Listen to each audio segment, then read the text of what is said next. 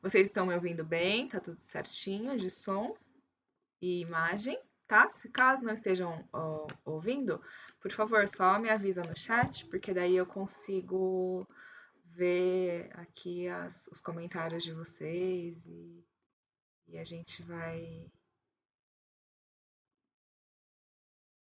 se falando por mensagens, tá bom? Quando eu compartilho a tela. Bom, aqui a revisão geralzona da aula 1, 2 e 3 até agora. A gente fez um passo a passo sobre a refração, principalmente a refração assertiva, tá? E o que representa essa refração assertiva? Eu quero falar com vocês sobre principalmente a nossa segurança na hora de prescrever, como que eu faço uma boa prescrição e como que o paciente se sente também seguro para, a partir da minha prescrição, fazer o óculos. E aí, então, eu pontuei pontos essenciais para que a gente conseguisse pensar na hora da prescrição desse óculos, tá? A gente falou sobre ter uma visão integrativa, sobre ter várias áreas atuando em conjunto com a optometria, e é principalmente sobre essa questão, então, que eu vou aprofundar na aula de hoje, tá bom?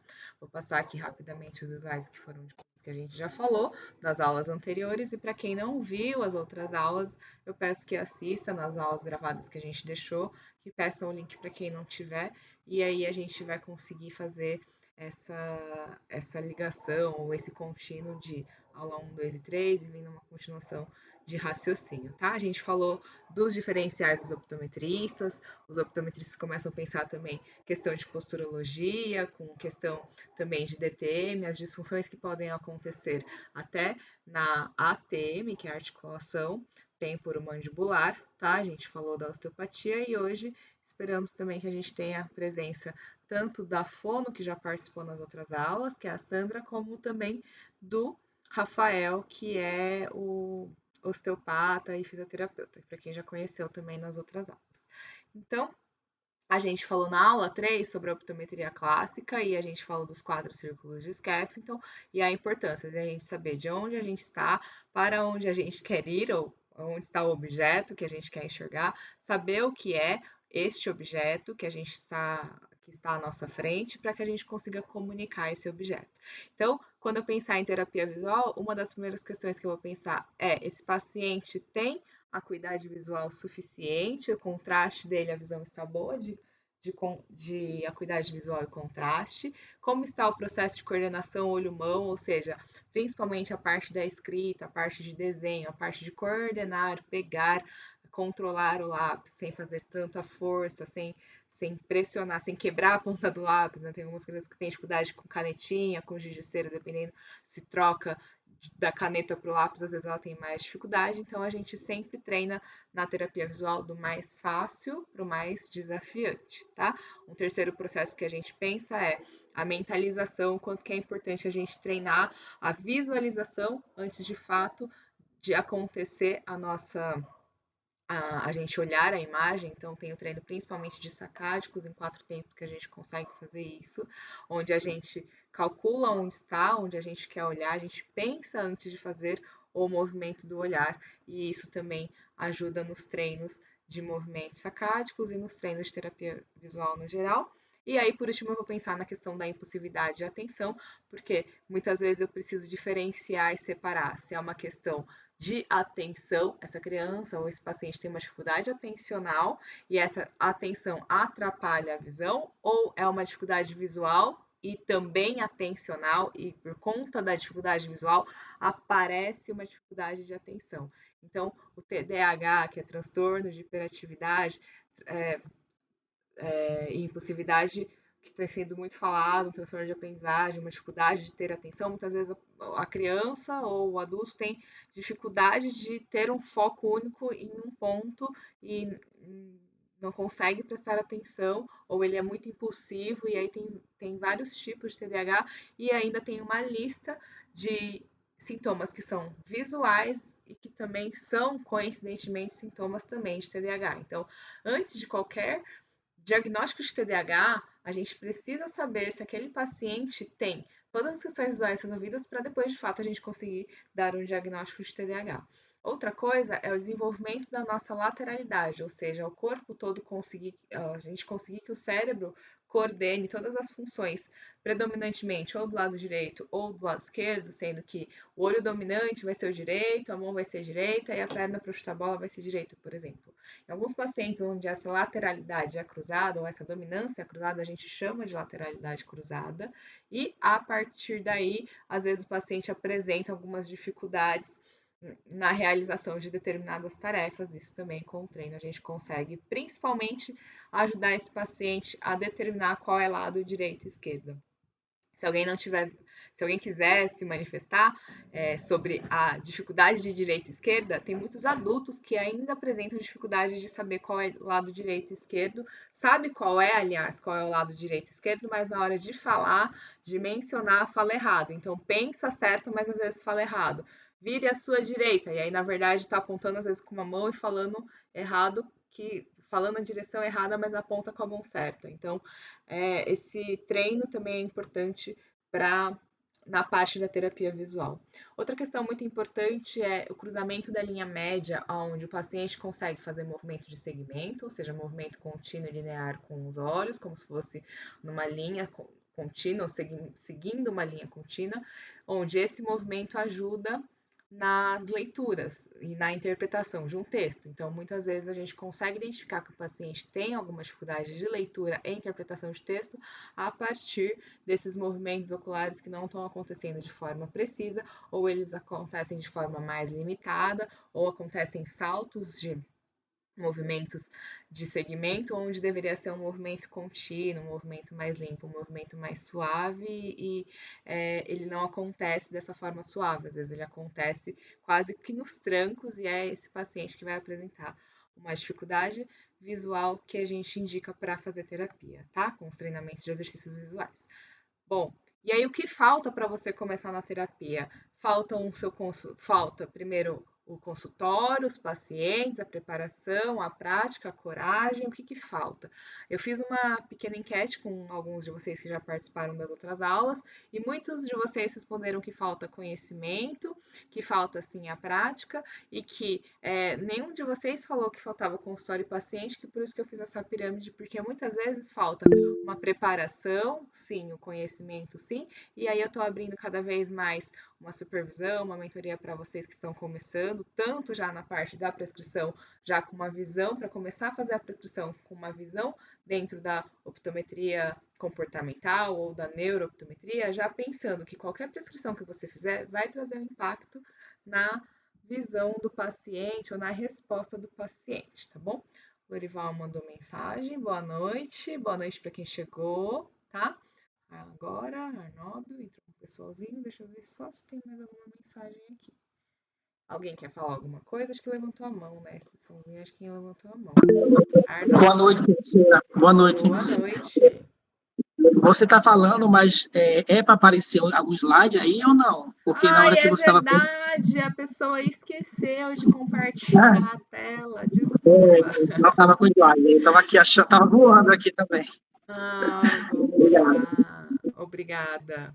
Se não é você, fica todo mundo sem ver, mas agora vai ser que é. Na verdade, eu fiz só uma revisão do que a gente já tinha falado, os slides vocês têm aí. Compartilhei com vocês para alguns, né? Alguns de vocês já têm o slide, mas no final da aula eu vou mandar para quem eu não mandei ainda. Bom, agora vocês estão vendo, né? Meus slides. Espero que sim. Quando eu falei pirâmide, é esta pirâmide aqui. Estava achando um pouco estranho, muito silencioso vocês. Juan trabalha com terapia visual também?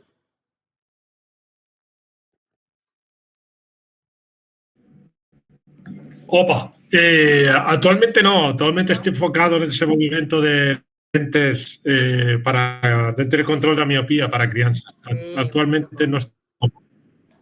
muito bom. Ok. Bom, Bom, vamos lá então. Estávamos nos slides do que eu passei, foram esses, tá? De terapia visual, por onde a gente começaria.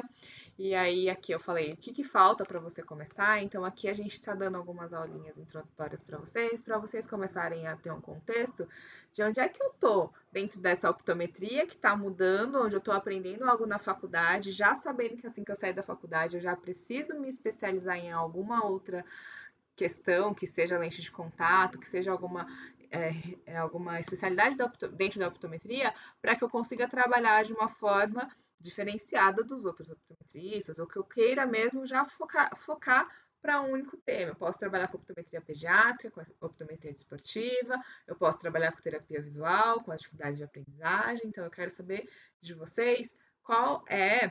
Escreve nos comentários, depois se quiser mandar para mim, qual é o que vocês estão buscando, qual é o foco de vocês dentro da optometria.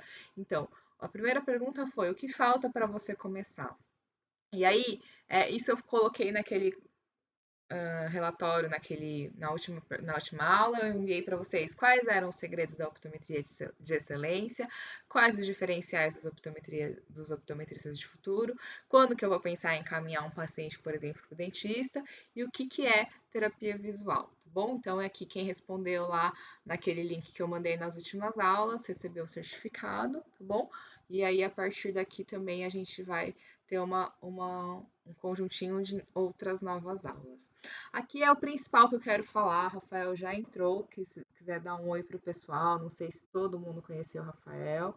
Ele é osteopata, fisioterapeuta, e ele que vai complementar hoje a nossa aula, onde a gente vai falar então da relação da optometria com as outras áreas da saúde.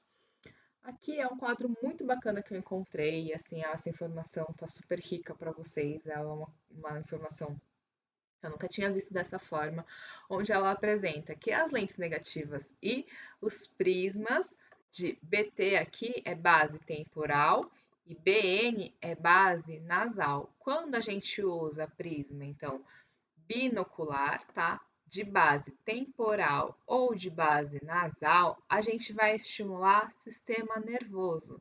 Mas estimular como o sistema nervoso? A gente vai estimular, ora, o sistema nervoso simpático, aumentando a tonicidade da postura, aumentando a tonicidade, aliás, da musculatura postural, e usando isso, se eu usar lentes negativas ou prismas de base temporal, dá para ver aqui minha setinha, certo? Ou se eu usar lentes positivas ou prismas binoculares de base nasal, eu vou estimular meu sistema nervoso parasimpático, reduzindo a tonicidade da musculatura postural e ainda estimulando divergência, né? Enquanto as lentes negativas a gente estimula convergência. Então, quando a gente está pensando nisso, se um paciente já tem excesso de convergência e eu ainda coloco lente negativa porque eu encontrei ali que ele tem uma miopia, eu estou estimulando ainda mais essa convergência. Eu preciso saber disso. Então, quanto menos lente eu passar para esse paciente, eu prescrever para esse paciente que eu encontrei que ele tem um excesso de convergência, melhor para esse paciente, porque a lente negativa eu sei que ela estimula essa convergência. Já nas lentes positivas, eu encontrei que esse paciente tem uma insuficiência de divergência. Eu vou ainda aumentar mais essa divergência prescrevendo mais lente positiva, ou eu consigo passar mínimo de grau possível para que ele enxergue lá a tabela, as letrinhas da tabela, o mínimo que é necessário para enxergar tanto para longe como para perto, prescrevendo essa correção de uma forma que fique confortável para ele usar e que essa postura do paciente, tanto para ele enxergar para longe como para perto, não seja prejudicada de acordo com a prescrição que eu fizer. Em outras palavras, se eu prescrever, às vezes, a quantidade total da miopia que eu encontro, ou se eu prescrever a quantidade total da hipermetropia que eu encontro lá no autorrefrator, ou na retina, que é estática, pura e simples ali, ou do que eu achar que é o sistema visual do paciente, como o olho, a estrutura, o globo ocular, só dependendo da luz chegando na retina, pode ser que muitas vezes a resposta neurológica, ou seja, a resposta do sistema nervoso do paciente, ou a resposta até motora, o andar desse paciente, a noção de espaço ou propriocepção, que é a noção de onde ele está no espaço, mude ao ponto de que, não sei se você já tem algum caso, assim, alguém tem para compartilhar, Já escutei paciente que falou assim: eu quase bati o carro, eu quase bati a moto quando eu coloquei o óculos novo, porque eu achei que estava mais perto do que estava, ou que estava mais longe do que estava, e na verdade, quando eu freiei em cima e aí quase bateu, e aí eu freiei de repente, e aí quase bateu o carro ou a moto. Então, a gente tem que tomar cuidado na hora que a gente fizer a prescrição, para que a gente não mude essa noção espacial do paciente de distância, de noção de distância. Logo, volta lá naquele slide da aula que eu falei assim, nem sempre a gente prescreve para o paciente enxergar 20/20 se a gente quiser equilibrar o melhor de visão central e o melhor de visão periférica em equilíbrio, porque muitas vezes quando eu melhoro a visão central, eu pioro a visão periférica, logo essa noção espacial do paciente muda e ele esbarra nas coisas, ele vê as coisas maiores do que são ou menores do que são, ele vê o chão mais longe, e aí ele fica assim naquela sensação que o paciente me falou muito, que marcou muito, ele falou assim, eu tô vendo em frames, assim, eu giro a cabeça e parece que as coisas estão vindo depois, assim, a imagem como se gerasse um delay, um atraso, e as coisas ficam tudo muito, parece até que tá girando quase, porque estava com mais correção do que ele precisava, logo eu tirei um pouquinho daquela correção. Tirar um pouquinho daquela correção significa, estava com -2, eu diminuí para -1,75, ou às vezes até para -1,5. Mas geralmente quando eu desconto 0,25, o paciente diz que está ok. Principalmente quando é astigmatismo. Às vezes entre prescrever -0,5 de astigmatismo, às vezes -0,25, quando está com os 2 olhos, já é suficiente para esse paciente sentir conforto. Tudo bem? E aí, temos também que as lentes negativas, tem mais gente entrando aqui, as lentes negativas, elas vão reduzir volume do espaço visual, o que significa que o paciente vai ver a imagem menor e mais perto. Está escrito mais pequena porque eu tirei isso de uma fonte de um livro de Portugal, e aí por isso está escrito mais pequeno. E também enfatizam as lentes negativas ou os prismas binoculares de base temporal, enfatizam a figura em oposição ao fundo. Então, é como se desse um destaque para a figura, para o ponto central. Isso vai entrar um pouco naquela questão até do Gestalt, mas principalmente na nossa percepção figura-fundo. Então, sabe quando tem várias coisas na sua frente, você não consegue se concentrar em um ponto só, em alguma coisa, e encontrar uma figura principal? A lente negativa geralmente ajuda, então, a essa convergência para você focar em um ponto só, diante de vários estímulos que você tiver dentro de uma figura, de uma imagem, que isso tem bastante a ver com, para quem conhecer, aquele Onde Está o Wally, que é um livrinho que diz que você precisa procurar um personagem perante vários desenhinhos, várias figuras dentro de um livrinho. Aí, o Arnob dizendo aqui que os prismas são estimulantes do sistema sensorial e motor, onde a função é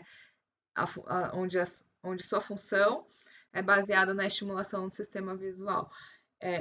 Quando a gente coloca um prisma no olho do paciente, a gente precisa pensar que esse prisma ele vai gerar uma sensação diferente para esse paciente enxergar, e um pouco depois de a gente colocar esse prisma no olho do paciente, vai ter uma adaptação diante desse prisma, assim como tem uma adaptação diante de uma lente negativa, de uma lente positiva, ou mesmo de uma lente cilíndrica, onde o paciente, muitas vezes, quando está com um eixo que ele se adaptou a um determinado eixo, que não necessariamente era aquele o eixo dele, se você for mudar depois de um tempo, ele não se adapta, ele acha que fica ruim, que fica desconfortável, e aí são os casos que é difícil você mudar um eixo do paciente que tem o astigmatismo, principalmente às vezes quando é alto, mesmo que aquele eixo você saiba que não é o mais correto, não é o mais, não seria o que faria enxergar melhor.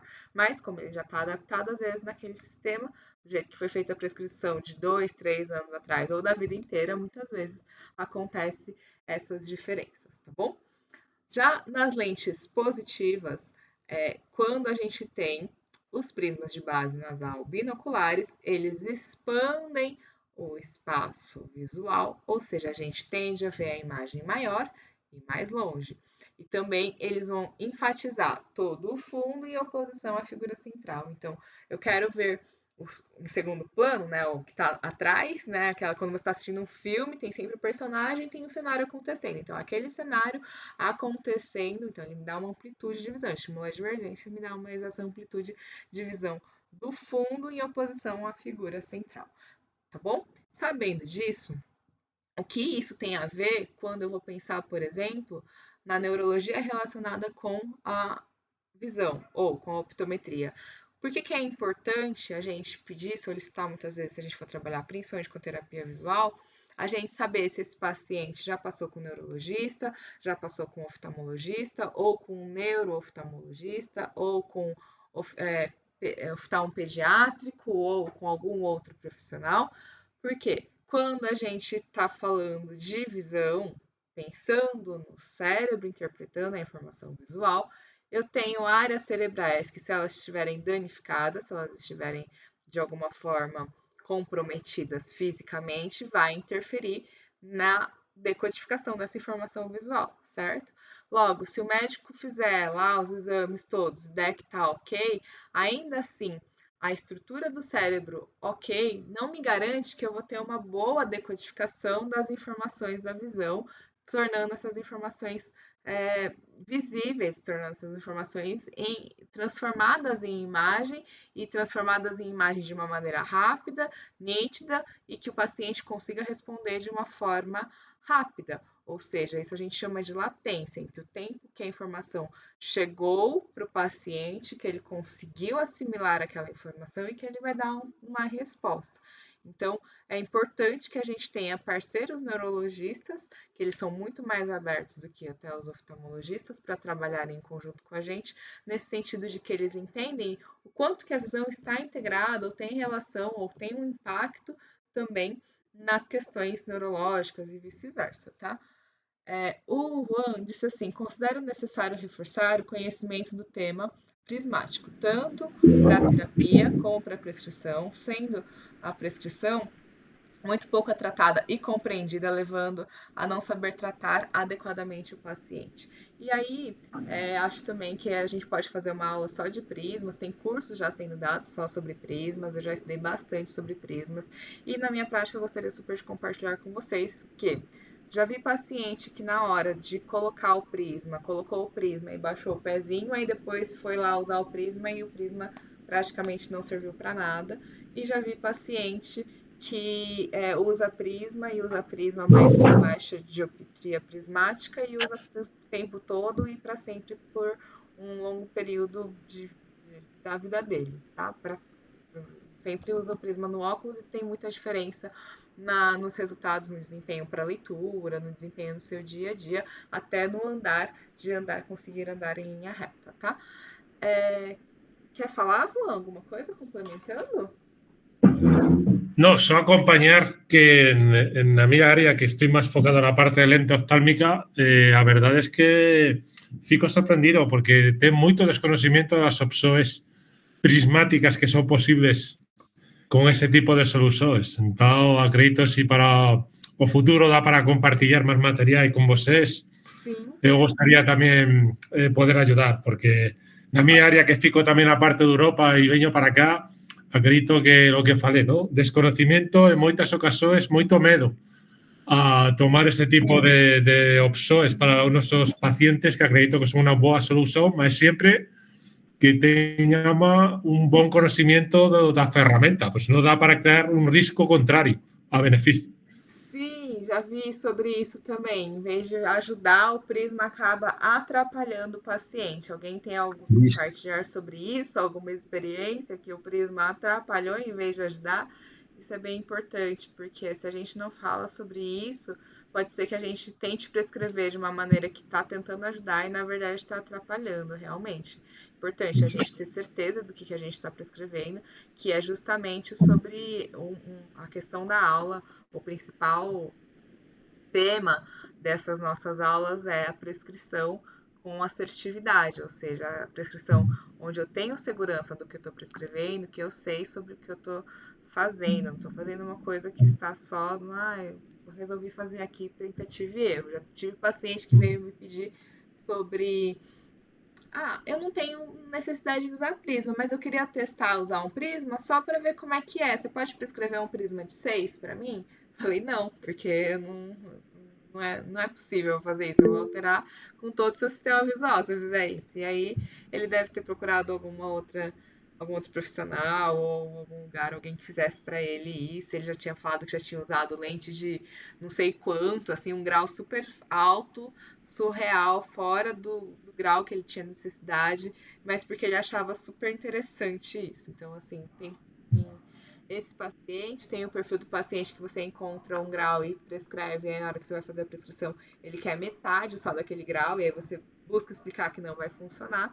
E aí a maneira que eu explico geralmente é: tá bom, vou colocar metade do grau, aí vê se você enxerga lá. Aí ele percebe que não enxerga, e aí eu prescrevo então o grau original que eu tinha encontrado, porque às vezes o paciente fica com receio, e é isso por falta de informação mesmo, às vezes nem é por má fé do paciente, mas ele quer pagar mais barato na lente. Então ele acha, se for um grau menor, eu vou pagar mais barato, né? Porque a lente, quanto maior for o grau, mais caro eu vou pagar.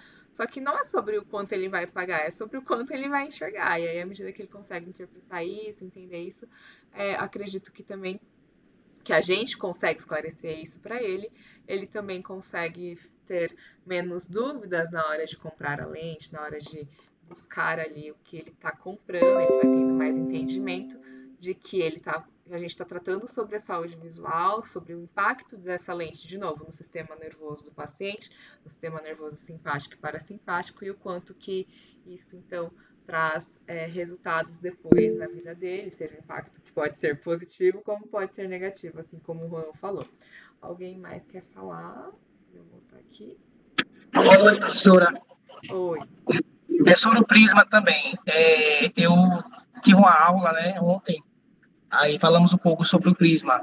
E o que acontece é que é importante entender a fundo sobre essa ferramenta, porque ela tem um poder realmente muito imenso de transformar a percepção de um paciente, né? Como ele enxerga o mundo através desses prismas.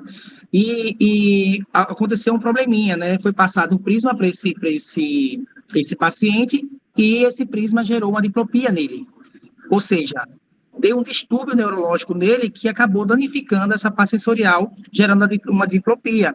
E aí é que é o perigo, né? Então, a importância de você saber aplicar e entender a fundo o que é trabalhar com lentes prismáticas. É por isso que tem muitos profissionais têm receio de trabalhar com essa ferramenta, tá? Porque não tem o conhecimento que deve ter, porque deve ter uma base muito boa e entender dessa minuciosidade de aplicar esse prisma. Exato. Olha, acho que a gente vai fazer uma aula só de prismas, porque vimos aqui que temos Juan, que entende muito de lentes e prismas, e temos também várias perguntas acontecendo. O Wanderson perguntando aqui, eu respondi. O Wanderson perguntou assim, se o prisma está relacionado à diplopia. Então, ele pode sim ter um impacto na diplopia, melhorando a capacidade das reservas funcionais do paciente para que esse paciente não tenha, não que ele às vezes não vai ter, às vezes só vai diminuir essa diplopia, e às vezes ele vai conseguir realmente ter uma recuperação a ponto de realizar a fusão das imagens. Então, é importante que a gente saiba prescrever para ajudar e não para gerar uma diplopia, porque sim, o prisma pode gerar uma diplopia, ok? Tanto que, para quem já fez o teste de reserva funcional positiva e negativa, às vezes na hora que você está fazendo o teste, o paciente já tem um ponto que ele vai relatar a visão dupla, porque o prisma que você coloca no olho está sim gerando, sabe, essa diplopia, ok? Mais alguém quer falar alguma coisa? Então vamos continuar.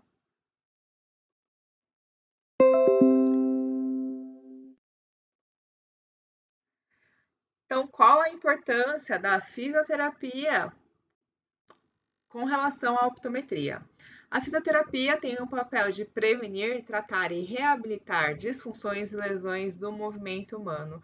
E quando a gente vai encaminhar, um optometrista encaminha para um fisioterapeuta, ou o fisioterapeuta pode encaminhar também para um optometrista.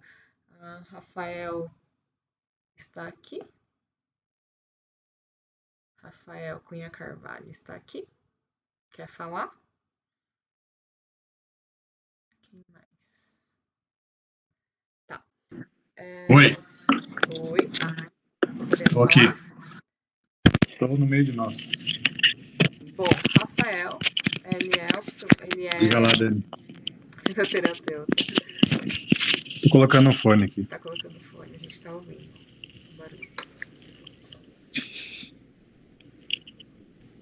O Rafael é fisioterapeuta, osteopata, para quem viu as outras aulas já conheceu sobre ele, e para quem assistiu as aulas que foram gravadas, bem a parte dele ficou sem a gravação, então se você puder repetir algumas informações que você já disse aquele dia, o que faz um fisioterapeuta, onde vivem, o que comem, como tratam, o que vocês tratam, o que o fisioterapeuta é sobre isso mesmo, sobre essas questões de reabilitar disfunções e lesões do movimento só, ou tem também a parte, né, da osteopatia, onde a gente consegue usar técnicas manuais para liberar esses movimentos do paciente, né? Você pode contar sobre como que é seu trabalho e o quanto que você vê que tem impacto nessa liberação dos movimentos que você faz na osteopatia em relação aos movimentos oculares, a cervical, quanto que está travando, quando a cervical está travando, ela também trava os movimentos oculares. Conta pra gente. Olá, pessoal, boa noite. Estão me ouvindo bem?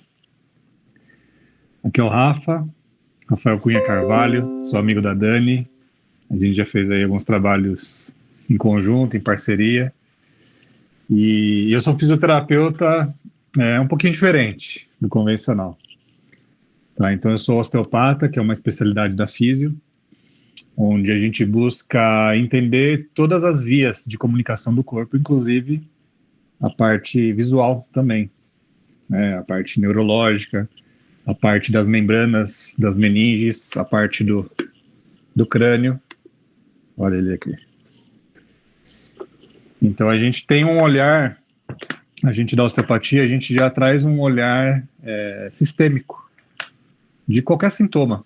Então a gente, quando a gente tem um sintoma, uma queixa, o osteopata ele sempre vai estar olhando além, não só o local.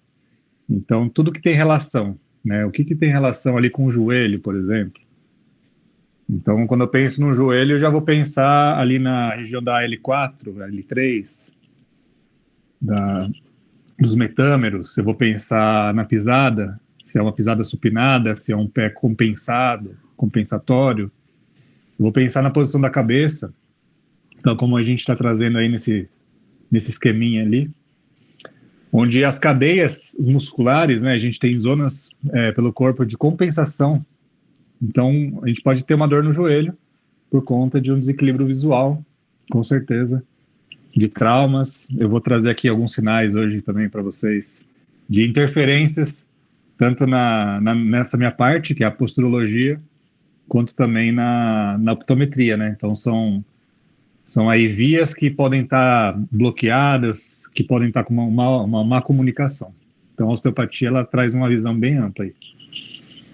E o que a gente falou na aula 2 foi a relação entre a pisada e aí se eu piso torto, se eu piso, né, pronado ou supinado, ou seja, o pé mais para dentro, a pisada mais para dentro ou mais para fora. Isso fica evidente na marcação do sapato. Olhem como estão a pisada de vocês, como está a pisada de vocês, ou se vocês já sentem às vezes alguma questão na coluna, alguma dor, né, na coluna, no quadril, nos ombros, às vezes pode ter relação tanto com a pisada, que na sua pisada já começa errado a sua pisada, como também, às vezes, a nossa prescrição vai ter impacto nessa pisada, porque quando a gente não está enxergando bem, o corpo dá um jeito de entortar, de a gente fazer uma compensação, nem que seja no pescoço, na coluna, no quadril, nos pés, para que a gente consiga enxergar bem. E aí sempre vai ser o corpo todo torto em função da gente enxergar bem. Então, não importa se o meu corpo vai ficar torto, se estiver enxergando bem, eu vou andar, né? A posição viciosa de cabeça que muitos pacientes às vezes apresentam é por conta de uma compensação natural, instintiva que o corpo faz para arrumar a postura para que a gente enxergue bem. Então, quando o Rafael fala essas manipulações que são manuais, o paciente para liberar tensões no corpo do paciente, com certeza trazem também impactos nessa visão do paciente, na qualidade de visão do paciente. É sobre isso que a gente gostaria de falar muito aprofundado para vocês, de falar cada vez mais vocês terem noção desse impacto da lente que eu prescrevo para o paciente, do impacto que eu posso ter no corpo todo do paciente e o vice-versa, porque aí é aquela questão top-down, bottom-up. Então, de cima para baixo, eu posso ter um estímulo de cima que está impactando para baixo, ou um estímulo lá de baixo, lá dos meus pés, que está impactando também na minha visão. E essa maneira global, essa maneira mais ampla de enxergar, outros optometristas trabalham dessa forma ou enxergam dessa forma ainda, infelizmente, porque é uma forma ainda muito recente de trabalhar, uma forma que é mais que é a optometria, uma linha da optometria que está cada vez mais se expandindo sobre esse conhecimento. Ela também é ensinada dentro da graduação, às vezes é ensinada, mas de uma forma mais superficial, tá bom? Só se complementando, Dani, complementando o que você falou, né, do top-down, aí, a gente traz essa visão realmente na avaliação clínica. Então, a gente entende quando a gente tem um paciente que ele tem básculas. Então, se você tem um desenho ali que acho que mostra os ombros e o quadril. Este, né? Isso. Ou esse? Ah, não, esse não mostra. Esse até mostra ombro, mas acho que essa daqui tá melhor, né? Pode ser esse daí. Obrigado. Então, quando a gente tem uma báscula, ou seja, o ombro, né, ali, o ombro direito mais baixo e o quadril, a pelve direita mais baixa. Então, isso mostra, isso é uma tendência, né? Na área na nossa área não existe nada exato, ainda não encontrei nada exato. Então a gente tem o quê? Se você tiver o ombro direito mais baixo e o quadril direito mais baixo, você tem realmente pode ter uma influência de cima para baixo, né? A gente chama de cadeia descendente, que pode ter origem nos olhos, pode ter origem no crânio, na mordida, cervical alta. Então quando você observa alguns sinais no seu paciente ali, de limitação, por exemplo, né? Limitação da rotação, você pode fazer um apoio olhando de costas para ele e pedir para ele virar o pescoço para você e até onde ele enxerga, para você avaliar a simetria, se tem muita diferença. Então, quando você começa a correlacionar isso com testes de convergência, os outros testes que vocês trabalham, você já começa a ter indicativos ali que às vezes é uma pessoa que necessita de uma sessão de osteopatia, né, de alguma manipulação ali mais específica, que vai facilitar o trabalho de vocês e também toda a prescrição, né? Então, um tratamento ali mais duradouro e mais profundo, quando a gente entende todas essas causas. E a osteopatia, né? O pessoal sempre pergunta como que é o tratamento e tal. A osteopatia, ela é um trabalho rápido, se você for pensar nessa parte musculoesquelética. Então, às vezes, vai de 1 a 3 sessões, né, para você fazer uma correção. Então, é um trabalho rápido. Quando a gente pensa em fisioterapia, pré-operatório, a gente pensa em 10, 20, 50 sessões. A osteopatia, ela é uma sessão bem mais profunda, aí, de 1h30, e que de 1 a 3 sessões você pode corrigir ou resolver um desses problemas aí, como eu citei, da cervical alta e essas influências oculares. Uma questão muito importante que ocorrem também liberações emocionais, né? Quando você faz muitas vezes essas liberações físicas, né? De tensões físicas. Pode acontecer sim, Dani. Pode acontecer. O corpo humano é igual uma cebola, né? Então a gente tem várias camadas. Então é comum a gente ter. Às vezes você está tocando, né, no paciente ali, e a pessoa tem espasmos, ela ter algum choro, né? Um choro que não é um choro de dor, não é que a gente está judiando da pessoa, mas é uma liberação emocional, às vezes pontos, né, de bloqueios emocionais, você que estuda aí a medicina chinesa, os meridianos. Sim. Então é comum sim a gente ter várias liberações, né? A gente tem as liberações fisiológicas, que é a liberação de calor, o relaxamento muscular, a mudança de respiração, né? Então sair de um padrão mais apical, mais simpático, para um parasimpático. Então, tudo isso acontece. Principalmente quando a gente trabalha os olhos, muito mais rápido. Então, a gente tem técnicas que a gente trabalha até em pé com a pessoa. Então, a gente palpa o olho, a gente envolve, né? A gente toca o olho, se dá para ver aqui, não sei. A gente consegue tocar o olho, envolver e avaliar A gente consegue avaliar a lateralidade, a rotação, a inclinação. Então, é como se a gente fosse fazer um trabalho tridimensional no olho. E quando a gente faz isso, a pessoa ela muda o padrão respiratório. É como se desse uma resetada em toda a parte de controle neural, né? Nervo abducente, um pouco do trigêmeo também. Então, quando a gente faz esse movimento, a gente abraça o olho, né, com o toque, digamos assim. E você pode o quê? Você pode avaliar como que está essa mobilidade global, né? Então, se ele vai mais para a direita, mais para a esquerda, mais para cima, mais para baixo, sentido horário, anti-horário. Mas é um toque muito sutil, muito leve, né? Não vai lá. Ele é assim, a ele é osteopatia é um toque muito sutil, né? Na verdade, é uma manipulação muito sutil, né? Sim, ele é sutil, mas é profundo, né? Sim. Ele é sutil, então enquanto estou falando com vocês aqui, eu posso fazer, né? Pegar. Quando você toca, você vai o quê? Você espera, você tem que igualar a pressão a força contrária, tá? Então, independente de onde eu for tocar. Então, se eu vou tocar num fêmur, eu tenho que pôr uma força. Se eu vou tocar no abdômen, né? Então, é mais sutil. Eu tenho que sentir a tensão ali e eu tenho que igualar a minha pressão. Quando eu igualo a minha pressão, o corpo começa a relaxar. E ali eu consigo ter essa sensibilidade, né? Do lado, para cá vai mais fácil, para cá é mais limitado. Opa, então beleza, então ele tá para a direita tá mais fácil. Então ele tá mais o quê? Ele pode estar o quê? Um encurtado um músculo e espasmado o outro. Então quando você faz esse toque global, você faz o quê? Você consegue somar os parâmetros. Então eu pego o olho para um lado, para cima e anti-horário, por exemplo.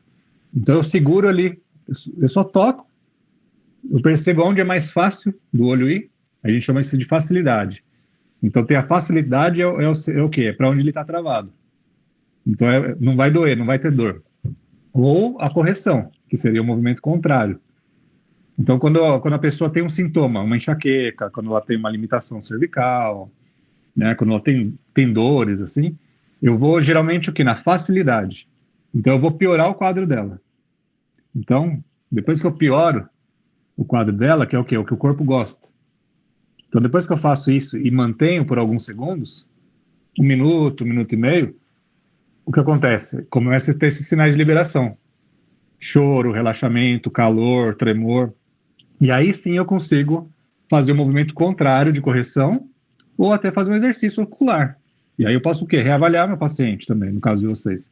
Né, você faz ali a sua avaliação, ver as limitações dele e depois fazer esse toque. Eu posso até ensinar ele aí o passo a passo para quem se interessar, né, nas próximas aulas. É um curso específico, porque é bem delicado isso. Não sei se deu muita vontade aqui de fazer a mesma coisa que você está mostrando, mas aí espero que vocês não tenham feito, porque eu acho que essa é uma das limitações no online, né, que no presencial claro. A gente conseguiria mostrar, conseguiria fazer todo mundo lavar a mão bonitinho antes de sair tocando nos olhos, né? Mas é bem interessante. Isso não tem a ver com a liberação miofacial ou não? Ou você não faz esse tipo? Já ouviu sobre essa liberação? Sim, a liberação miofacial ela tem várias camadas também. Né? Tem a camada mais, aquela parte mais para atleta, para dores crônicas. Isso é uma liberação também acaba sendo, de né? faces. Sim. Uma mãe que era fisioterapeuta, também osteopata, passou com a filha dela comigo e ela falou: eu posso fazer as liberações? Eu falei: você já sabe fazer tudo com a sua filha. Usa o que você sabe e mais o que eu tô te passando de exercício, de estímulos para que a gente consiga ter o melhor resultado com ela. Ela nunca mais voltou, porque ela já sabia o que fazer com a filha dela ali, os relaxamentos todos. E acho que ela só estava realmente precisando de alguém falar para ela que ela já sabia fazer, né? Que ela já poderia fazer. Que acho que isso é muito comum. A gente muitas vezes faz com várias pessoas, às vezes a gente mesmo quando vai ver, a gente tá tudo torto, né? Em outras aulas eu falei sobre isso. Teve um outro vídeo aqui que o Rafael postou ele mesmo na rede social dele, alguém tratando ele. Então, a gente, como cuidador de outras pessoas, a gente precisa muito se preocupar com a nossa alimentação, com a nossa saúde física, né? O nosso bem-estar, nosso sono, nossa qualidade de vida, se a gente está praticando algum esporte ou não. Porque a gente tem que estar bem para tratar com outras pessoas. Às vezes a gente acaba se sobrecarregando, né? E entra num redemoinho, sei lá, de atendimento um atrás do outro, né? E tem sempre demanda, mas a gente precisa também a gente precisa programar pausas para que a gente tenha também esse autocuidado. A gente precisa se colocar na agenda, né? Então, para eu gravar aquele vídeo do meu atendimento, eu me pus na agenda. Então, foi programado, não tem como, senão você nunca é prioridade, né? Vai sempre para depois, até chegar uma crise e aí o tratamento já não surtiu o efeito que ele poderia surtir.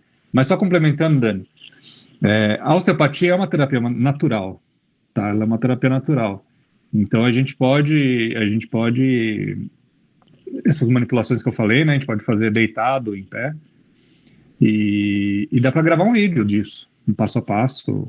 Eu acredito que com um pouquinho de sensibilidade, né? Claro, assim, não vá sair aplicando no seu paciente amanhã. Você pode treinar. Sim. Você pode treinar com a sua mãe, com a sua esposa, com o seu irmão, né? E observar, porque é muito rápido. Então, quando a gente mexe no olho, a gente tem reflexos muito rápidos a nível sistêmico. Mas é muito legal porque ele faz essa manipulação, esse exercício, ele dá uma resetada nessa parte miofascial, muscular. Sim. Então, com certeza, o exercício vai entrar mais fácil, você vai ter um resultado aí melhor, né, com o que o pessoal já sabe, já tem de técnicas aí. Sim, ou quem também está estudando, quem está aprendendo. Uma informação que é muito importante, a musculatura dos nossos olhos são as musculaturas que mais trabalham depois do coração, depois do músculo do coração, que faz as batidas do coração. A gente precisa exercitar muito os olhos durante o dia todo. Então, assim, uma coisa que é muito importante, voltando lá nas primeiras aulas que eu sempre faço, quando o paciente tem dor de cabeça, você já acordou com dor de cabeça, essa dor de cabeça vai acontecendo durante o dia, ou ela é só mais pro final do dia, depois que você já fez um monte de esforço visual, que já ficou no computador, que já trabalhou horas na telinha do celular, e aí isso tem muito impacto da gente saber se realmente essa dor de cabeça já vem de outras questões, ou se tem muito um fundo visual. Porque aí eu li também uma informação que 82% das dores de cabeça são geradas por experiência de convergência. E aí um dado que assim ficou bem, eu não encontrei depois de onde eu tirei essa informação, se era das dores de cabeça no geral ou das dores de cabeça oculares, tá? Mas assim, saiba que sempre que você tiver uma dor de cabeça, desconfie de alguma questão que pode ser visual. Muito claro isso para o seu paciente, porque tem muitos pacientes que tomam remédio para dor de cabeça todos os dias sem saber que é uma causa visual, tá? Já teve caso, inclusive, de eu de eu só colocar a lente positiva 0,25 na frente dos olhos da paciente que estava reclamando de dor de cabeça, ela falou, passou. Assim que eu coloquei a lente, deu um tempinho, ela falou, nossa, aliviou minha dor de cabeça. Ou seja, lente positiva ajudou a divergir, né? Se ela estava fazendo excesso de esforço visual para convergir, ajudou a divergir, relaxou o sistema, melhorou a dor de cabeça. Então, assim, não vai funcionar sempre? Não, só foi um exemplo aleatório, assim, que eu coloquei a lente para paciente, né? Para testar realmente, porque no óculos de prova a gente faz esses testes, e aí teve essa melhora. Bom, isso é importante.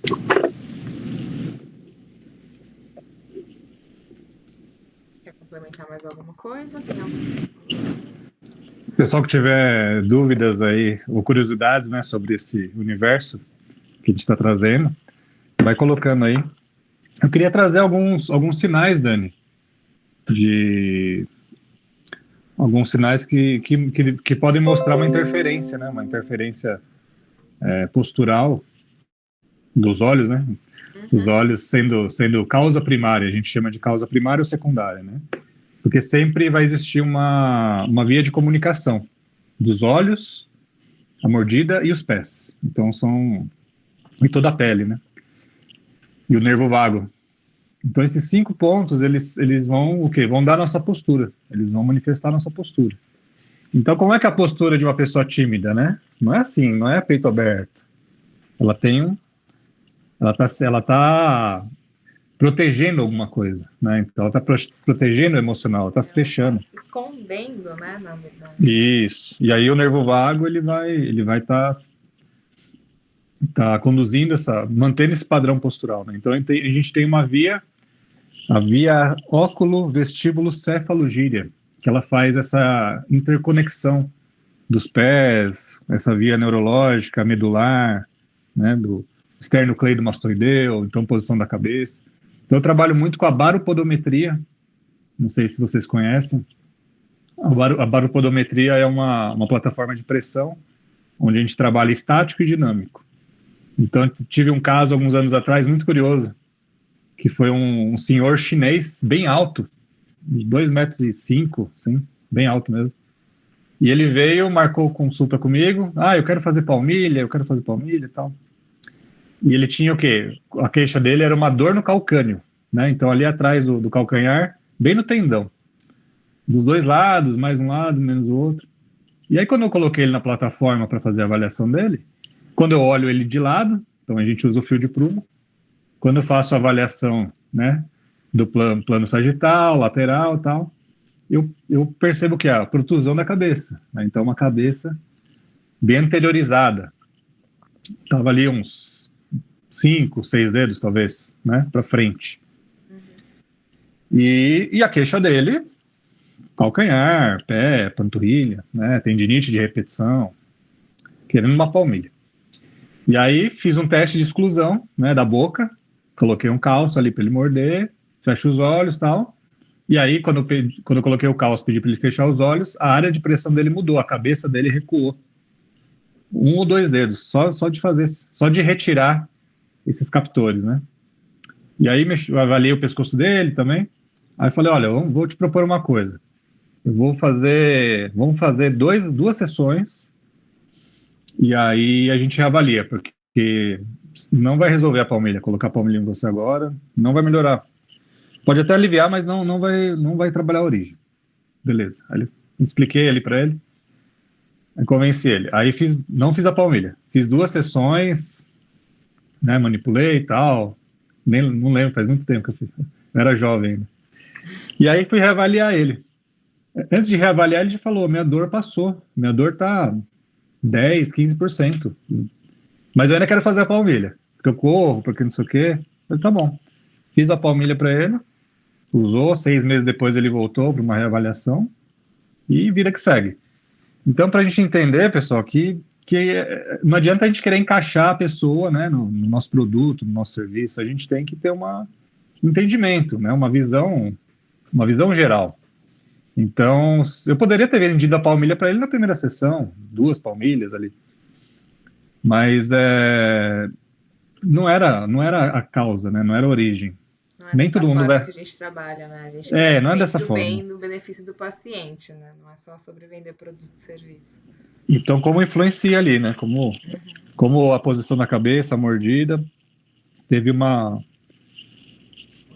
essa repercussão, né? Podal. Sim, então, e aí entra a Fernanda, né, que era a dentista que a gente conversou na aula 2. Ela falou justamente sobre essa questão que nos congressos de dentista, de DTM, quando se fala em DTM, ninguém nunca ouviu falar como dentista a relação entre disfunção de DTM e questões visuais. E disfunção de DTM dá uma mega de uma dor de cabeça por conta do nervo trigêmeo aqui. Quando tem essa tensão, muitas vezes dá essa puxada, né, bem aqui na parte frontal, que é o mesmo sintoma de dor de cabeça de quem tem alguma questão de acomodação também, de hipermétropia, ou seja, de novo, relação convergência, DTM, tensão, né, disfunção temporomandibular, para quem não souber, né, a DTM.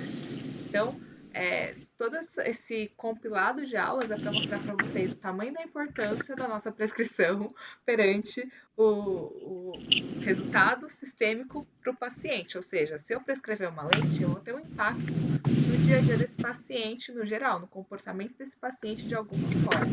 E esse impacto, ele vai ser positivo ou ele vai ser negativo, gerando uma diplopia, piorando o quadro do paciente, gerando mais insuficiência, gerando até um desvio mesmo, como eu já falei para vocês. já aconteceu de eu verificar a prescrição. Tirava o óculos, o olho corrigia. Colocava o óculos, o olho entortava. Eu falei, nossa, aqui é o contrário.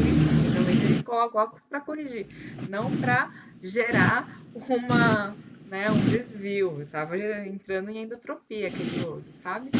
Então é isso. Mais alguma coisa? Então, eu vou só citar um pouquinho, porque na faculdade, nos cursos, a gente aprende muito a relação patológica, né? Então, com vocês, acredito que seja assim também, né? Então, o trabalho da osteopatia, ele é justamente trabalhar o quê? No disfuncional, né? Então, o que está entre o fisiológico, natural e o patológico. Então, esse abismo, esse grande abismo. Então, quando a gente tem causas do desequilíbrio postural, onde a origem são os olhos, quais são os tópicos, né, que a gente... Os pontos, digamos assim, que vão aparecer. Então, são casos de traumatismos cranianos, né, entorses cervicais severos, meningite, olha só, pessoal, meningite. Então, a meningite, ela vai afetar, ela pode afetar a postura, toda essa mecânica visual. Alcoolismo, drogas e remédios, né? Então, o uso, eu citei naquela aula, o uso contínuo aí de medicação, às vezes a gente acaba não perguntando. Então, pode alterar aí a mecânica, toda essa parte muscular e neural dos olhos, e históricos de convulsões. Agora, as principais são o quê? São as não traumáticas também, né? Então, as não traumáticas, que são coisas que a pessoa não vai te contar, né? São histórias, eventos que a pessoa... Então, questões de parto, como que foi o parto, gestação, né? Foi cesárea, foi fórceps, teve alguma internação, teve alguma complicação. Então, tudo isso também pode afetar. E a pessoa, ela vai estar o quê? Com sinais, outros sinais também, sinais clínicos, que podem ter relação com os olhos, as enxaquecas, fotofobia, fadiga, né, vertigens, quedas. Então, pessoa que esbarra muito também, a gente sempre fala, tem coisa no olho ali. Sistema dorsal alterado. E tem medicação neurológica que altera essa noção espacial do paciente, a ponto dele esbarrar, cair, quando ele não caía, quando nunca caiu, por exemplo, quando nunca teve essa questão. E até o neurologista descobrir que e o paciente também saber que ou o familiar, quem está cuidando desse paciente, saber que por conta do remédio, às vezes ele já caiu, já machucou, já está passando em algum outro médico, e aí vira aquele ciclo, né? Vira uma cadeia de passar em vários especialistas até que encontre você, optometrista, que você vai falar, nossa, já passou por tantos lugares, menos pelo optometrista, e eu poderia te ajudar lá desde o começo, sabe? Então, isso é bastante importante. É a nossa função trabalhar, então, ajudando esses profissionais, informando, divulgando sobre a importância da optometria perante a saúde do paciente no geral, não somente na saúde visual.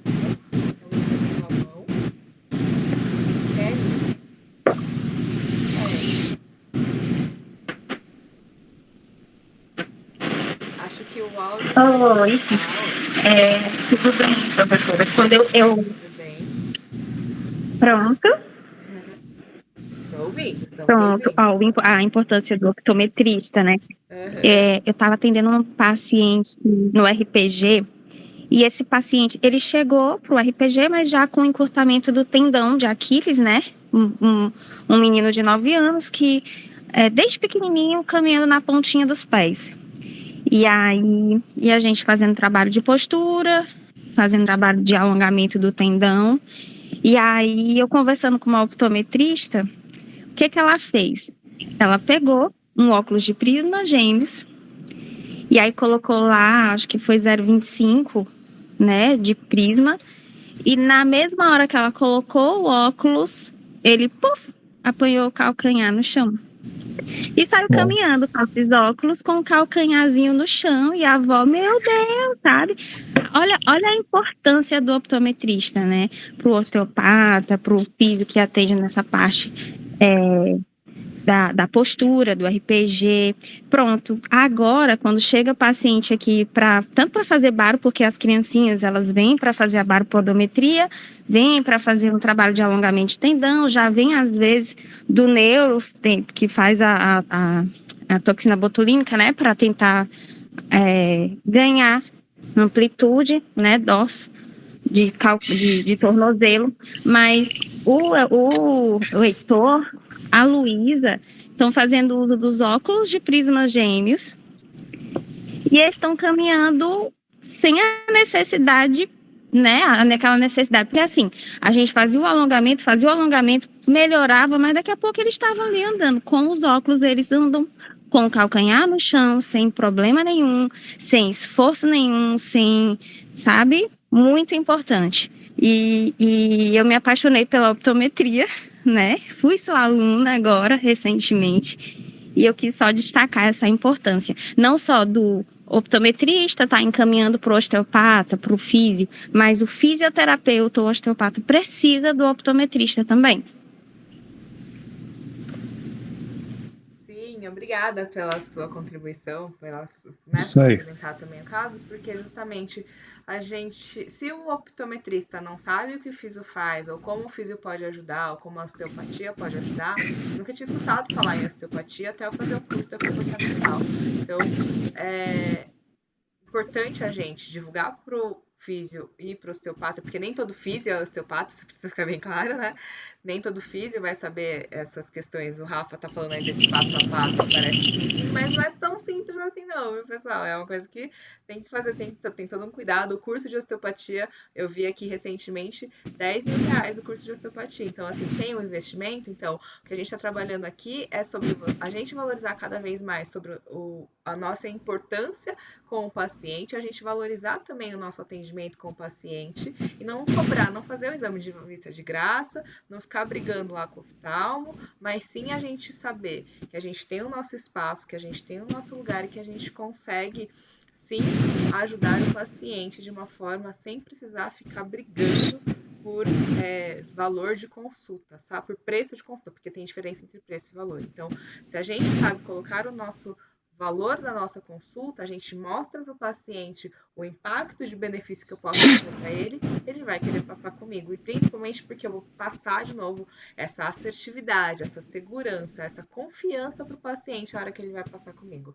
A hora que passa com o Rafael, ele encaminha para mim ou vice-versa, o paciente já sentiu a segurança de passar comigo e com certeza ele vai passar de repente com o Rafael se eu encaminhar, porque ele tem a certeza. Se ele passou comigo e eu estou encaminhando, é porque o Rafael, na cabeça dele também é um bom profissional. Agora, se ele passar comigo e encaminhar para X e aí depois ele não tiver um efeito legal com o osteopata, com um resultado bacana, ele fala, poxa, mas não serviu de nada. Mas a pessoa tem que entender sobre o que ela está fazendo, assim como a gente, com a apresentação dos prismas, se a gente não souber fazer, a gente encaminha para um profissional mais próximo que consiga fazer com essa especialidade, tá bom?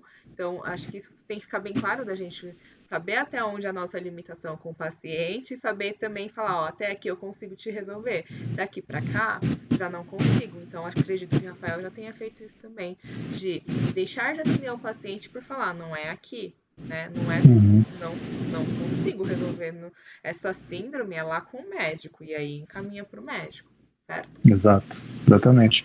E essa importância que você falou, né, do lugar de cada um, é essa parte funcional, né, Daniela? Então, funcional, comportamental, que o médico, ele não está muito interessado em segurar essa bucha, esse rojão. Então, é realmente onde a gente pode se especializar e fazer a diferença.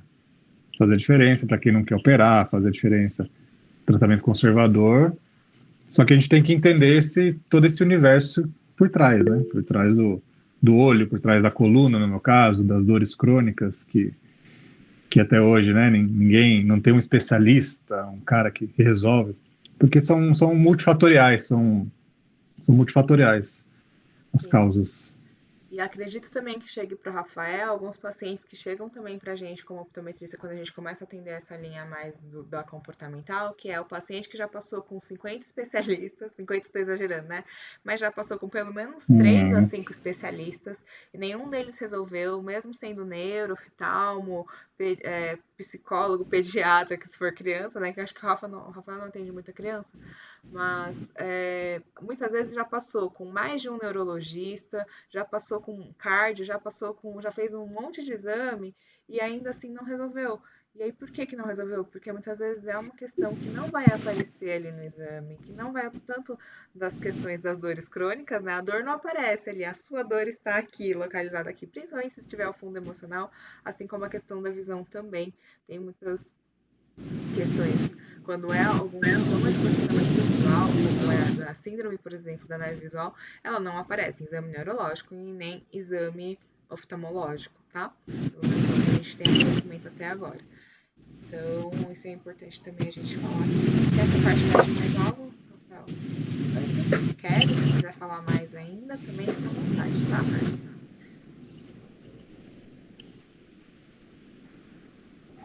Tudo bem? Vamos continuar, então. Vamos lá. Daí temos também uma outra participação, não sei se está aqui, que eu vou falar sobre a arte da educação. Mas antes de falar da arte da educação, tem um case importante que é da Cíntia França. Ela é uma terapeuta ocupacional. Olá, sejam bem-vindos ao Espaço Terapêutico Cíntia França.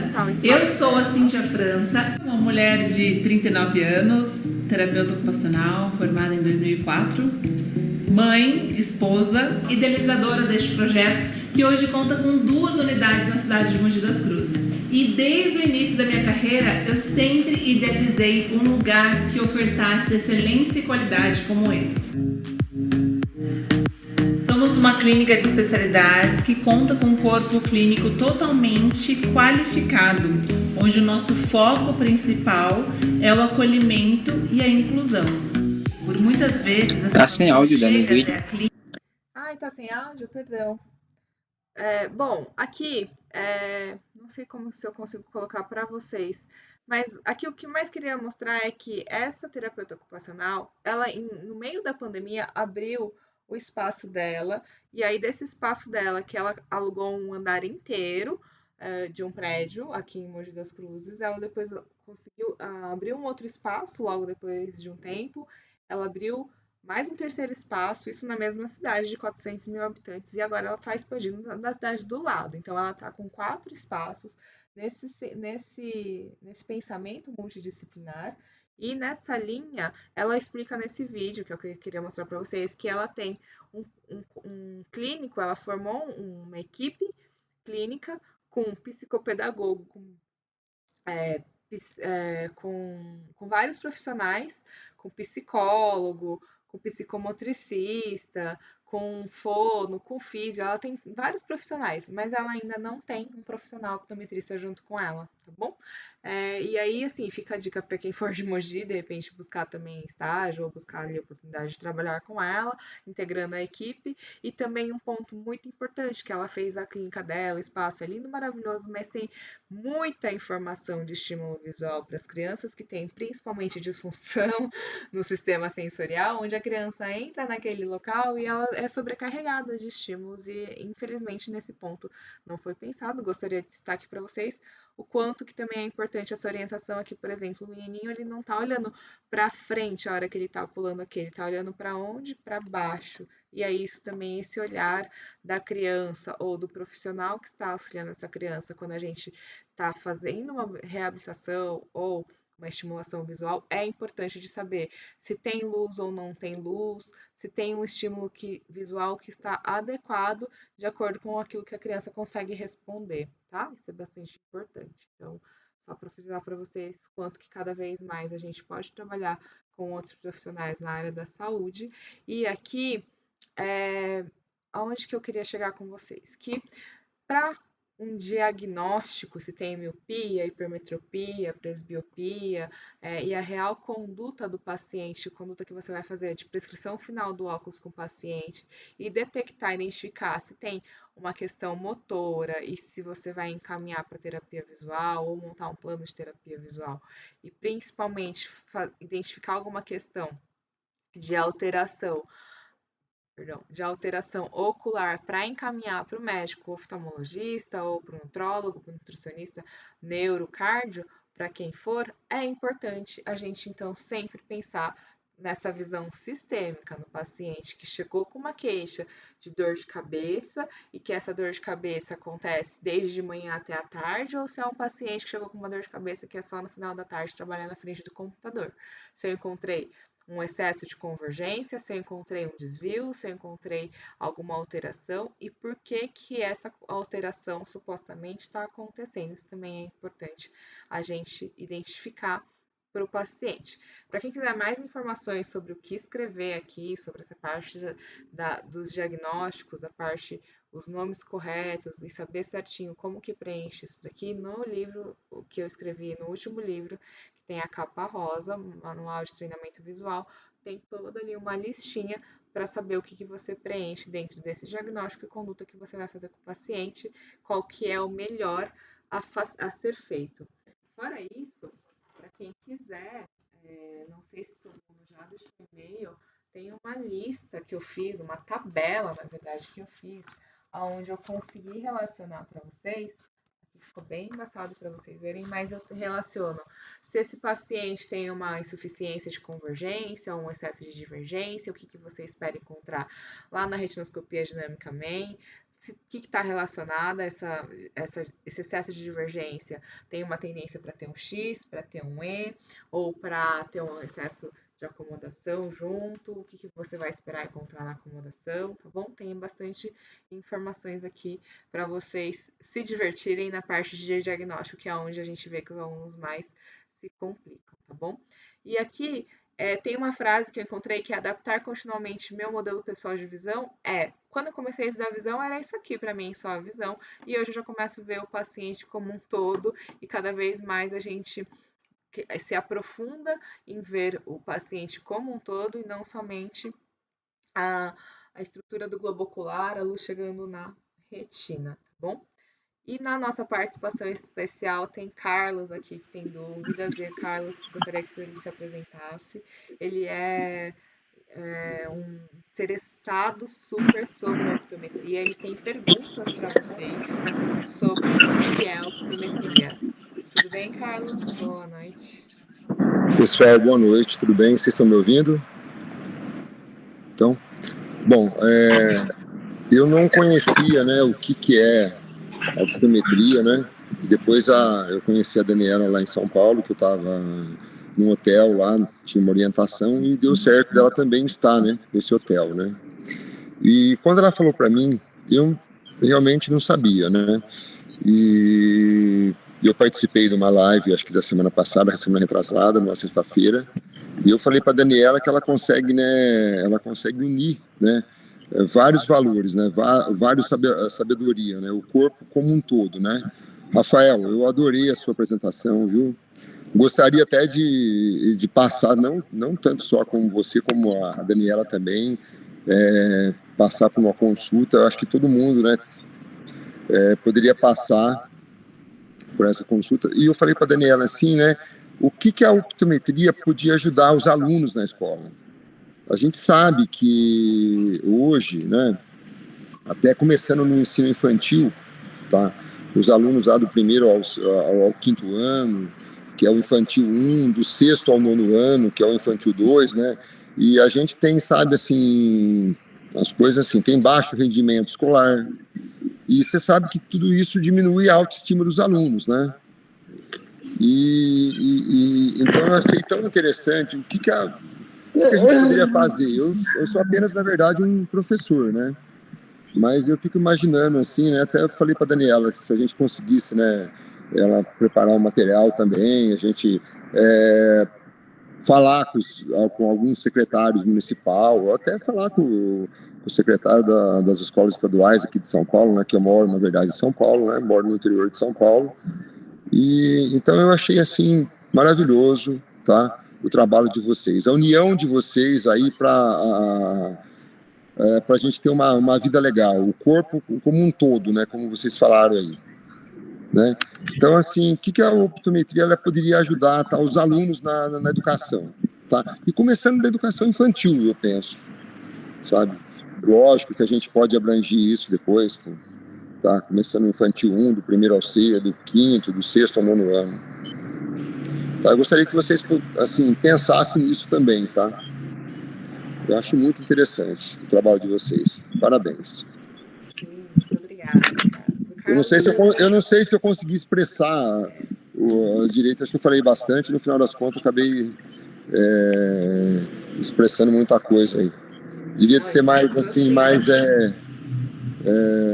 direto, né? Ele citou aqui a importância da visão ou de uma boa visão para que a criança consiga aprender e não ter problemas na autoestima, porque isso acontece e muito. Então, um ponto que eu já citei aqui para vocês a criança ela é chamada de burra pelo próprio professor ou pelos pais. Acredito que Carlos já tenha até visto isso, já tenha até presenciado alguma situação assim parecida, onde a gente falou também numa outra aula, a criança ela era tratada como retardado mental e ele tinha -4 de miopia, o que é uma grande dificuldade para enxergar, e ele ainda via duplo achando que era normal, porque ele pensava, tenho 2 olhos, logo vou ver 2 imagens, porque sempre via assim. Então, crianças que reclamam de dor de cabeça para os pais, que reclamam de que não gostam de ir para a escola, que reclamam até da interação social, muitas vezes elas podem ter questão do processamento visual, ou seja, das dificuldades nas funções visuais, não somente de enxergar a letrinha, mas como que eu organizo toda essa informação que chega para mim, tá? Outra questão que o Carlos tinha feito anteriormente será que essas telas, o uso dessas telas, esse uso excessivo das telas pelas crianças não traz nenhum impacto, não tem uma repercussão ruim para essas crianças? Inclusive tem escola que está até abolindo papel e caneta, já está fazendo tudo de uma forma tecnológica super moderna, onde tem tablet, onde tem sempre tela para essa criança. E a resposta é sim, Carlos, tem um impacto muito grande a criança ter estímulo somente na tela, que é 2D, versus ter estímulo do brincar, do correr, do pegar, né? Pegar uma caneta versus só ver a foto da caneta. Então, uma coisa que a gente perde muito no online é que a gente tem só esse recurso 2D, ou seja, tem só uma tela para eu conseguir passar o conhecimento. Eu não consigo aqui falar para vocês, peguem a caneta de fato aqui que eu estou mostrando para vocês, a não ser que vocês tenham uma caneta aí por perto, para vocês terem essa experiência. Então, parte dessa experiência do aprendizado na escola está se perdendo a partir das telas, e essa escrita manual, ou seja, essa coordenação olho-mão, quando ela não ocorre, também tem impactos no desenvolvimento tanto visual dessa criança, como cognitivo, na memória, na atenção, e tem impactos, então, nessa resposta até motora dessa criança, né? A criança ela consegue responder super rápido se for uma tela. Aí pede para escrever alguma coisa, não consigo. Porque ela está sempre... Nosso sistema visual, nosso cérebro foi projetado para gastar o menos energia possível no retorno, tá? E aí, por isso que, quando a gente tem mais estímulo na tela, vai ter menos resposta escrito, por exemplo. Tem alguém que quer falar, ou alguém que tá com o som alto, ligado aqui. Lorival tá na fila, mas tem alguém, acho que... Ah, não. Acho que não. Ô, Dani.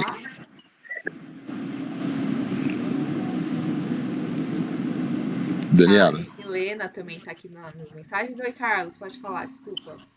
Eles estão assim, né, perguntando aí. É lógico que, como eu falei para você, desculpa, né?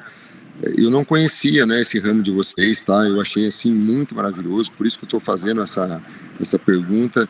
E é lógico que a gente tem que divulgar o trabalho da gente, né? Vocês, profissional dessa área, e quem sabe um dia realmente ter uma parceria nas escolas, né? Eu sou apenas um professor, eu não tenho a caneta para isso, né? Mas por isso que eu até falei para a Daniela, vamos apresentar o trabalho seu, o secretário, para o secretário da Educação do Interior, aqui dos municípios, né? Que são pessoas mais fáceis para acabar atendendo a gente, né? E aí sim, um dia ter realmente esse profissional dentro da escola. Seria maravilhoso, tá? Desculpa, pessoal. Não, obrigada, super colaborou com a nossa aula. A Helena disse que tem já um projeto para fazer ali da faculdade mesmo. Então, eu acho que cada vez mais que a gente consegue já mobilizar os alunos desde a faculdade de ter esse pensamento, tem muitos alunos que pensam em terminar a faculdade e atuar nas escolas. Eu acho que lá é o ponto principal para a gente conscientizar os alunos sobre a existência da optometria, já vi aluno fazendo palestra para as crianças nas escolas, já vi que já está acontecendo um movimento e que esse movimento seja cada vez maior, e que tem um livro que eu escrevi, que é esse Ópto Revolução Escolar, para que vocês consigam ter material para apresentar para as escolas também, para conseguir entender qual que é essa ideia desse projeto de levar a optometria para a escola, de levar um optometrista para cada escola, num mundo mais Inclusive, Daniela, sonhador. Já tem o programa Saúde na Escola, né? Que é do programa Saúde da Família, que seria importantíssimo a inserção do profissional optometrista. Sim, então, já existem muitos projetos muito bons nas escolas, inclusive Carlos conhece vários, porque ele está nesse meio, ele se apresentou como professor, mas ele é ali diretor, ele não quis colocar ali o cargo dele, mas ele tem, assim, a importância dele, tem vários contatos importantes, então, para quem quiser se interessar, também me chama, e Milena, se a gente vai estar em contato ainda, né, vocês estão aí no contínuo de aulas, que é justamente isso, vamos cada vez mais nos fortalecer, trocar conhecimentos, para que a gente consiga cada vez mais espalhar sobre o que é a optometria para mais pessoas saberem, para que a gente consiga ajudar mais pessoas. Erival, quer falar? É isso. Boa noite, professora Dani, boa noite, caros colegas, entendeu? Quando se trata da educação, eu acho muito massa. Porque, na verdade, nós somos um dos únicos países que não temos saúde visual escolar, entendeu? Nós temos projetos brilhantes que, na verdade, que não funcionam, não é verdade? Então, esse processo educacional, principalmente agora, depois da pandemia, da tecnologia dentro da escola, então fica mais vulnerável ainda. Escolas fechadas com ar-condicionados, trocar o quadro negro por quadro digital, quadro de vidro, entendeu? Então, levar a saúde visual para dentro da escola, lá da base primária, como o professor falou, isso é de extrema importância, na verdade, entendeu? Porque na maioria das vezes nós temos dados da Organização Mundial de Saúde que tem não sei quantos milhões de alunos no Brasil que eles perderam os estímulos de estudar devido a problemas visuais. E na maioria das vezes o problema não está, não está as ametropias, apenas uma dificuldade de convergência, no caso. Então, isso já atrapalha muito o processo do aluno com esse processo do aprender, não é? Então, isso é muito importante, professor, realmente. Tem crianças sendo diagnosticadas com autismo, com CDAH, com algum rótulo de dificuldade de aprendizagem, quando muitas vezes é uma dificuldade visual e auditiva, porque geralmente elas andam junto. Quando tem uma dificuldade de figura funda auditiva, às vezes tem dificuldade de figura funda visual. O que é figura funda auditiva? Sandra tá aí? Não sei se ela tá, que é fono. Tô aqui pronto, esperando pra e aí falar. Temos colículos superiores. Desse tamanho, mulher. Tava muito quietinha hoje, gente. Sandra, apresente pra gente. Não, na verdade, assim, normalmente eu fico, quando é uma coisa mais específica da área visual, eu acho interessante a título de conhecimento, que tu sabe que eu gosto de estudar sobre isso. Mas quando começou a falar de escola, eu digo, poxa, gente, vocês não sabem o tipo de experiência frustrante que eu tenho. Eu vou dar um exemplo do ano passado. 28 escolas visitadas. Para cada paciente que eu tenho, eu faço uma visita, explico o que ele tem, deixo orientações e ofereço uma proposta eu chamo de assessoria pedagógica, onde ou eu faço uma palestra ou eu faço tipo um mini curso, onde eu vou trabalhar com os professores, com os pais, com quem eles quiserem, tudo gratuitamente, para falar sobre todos esses elementos do trabalho. O ano passado, de 28 escolas, somente 2 se interessaram pelo trabalho. E não tinha custo nenhum. Então, tu imagina. E assim, isto que os professores, que as escolas, as direções, elas têm mais um pouquinho mais. Porque eu digo, eles sabem, mas não sabem. Né? Mas essas escolas, elas eram particulares ou elas eram públicas? Particulares. Escolas particulares. Tá. Então, assim, uma coisa que fica de lição, tanto pra gente, pra Sandra, pra qualquer profissional, nunca faça seu trabalho de graça, cobre sempre pelo seu melhor trabalho. Não tô falando aqui que a gente tá pensando só em dinheiro, mas é porque quando às vezes a gente oferece algo de graça, as pessoas não veem valor.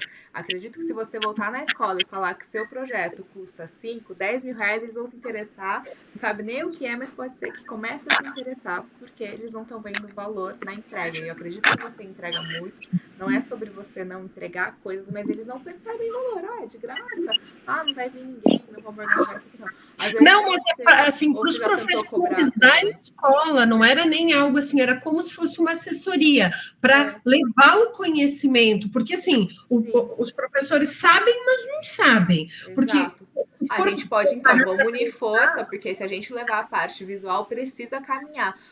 A alteração de processamento auditivo, a alteração de processamento visual, se tem uma, muito provavelmente tem a outra que está em algum ponto alterando, porque colículo superior e colículo inferior, lá no mesencéfalo, eles andam juntos e a informação visual auditiva, ela precisa se encaixar. Se eu tiver E tem a questão da integração dos canais sensoriais, que a partir de 1 ano e meio é tudo integrado. Então, se falhar um canal, os outros vão falhar também. Por quê? Porque esse sistema não vai receber a informação da forma que deveria.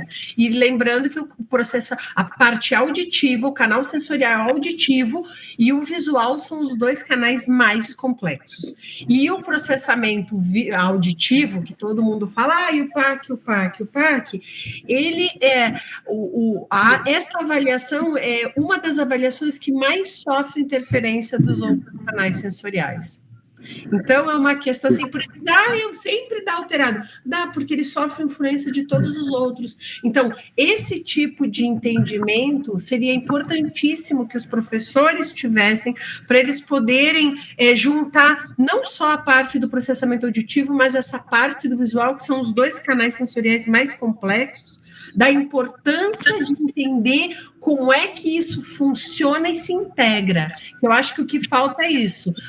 Eu estava pensando aqui, vocês falando, não, porque tem que ir para a escola, eu digo, gente, se juntar a parte auditiva com a visual, olha que casamento maravilhoso. E pode ser por isso que não reaceitaram você nessa assessoria. A gente vai montar um projeto aqui, Sandra, e aí eu quero ver a escola recrutar você com os optometristas. A gente vai fazer um negócio muito legal.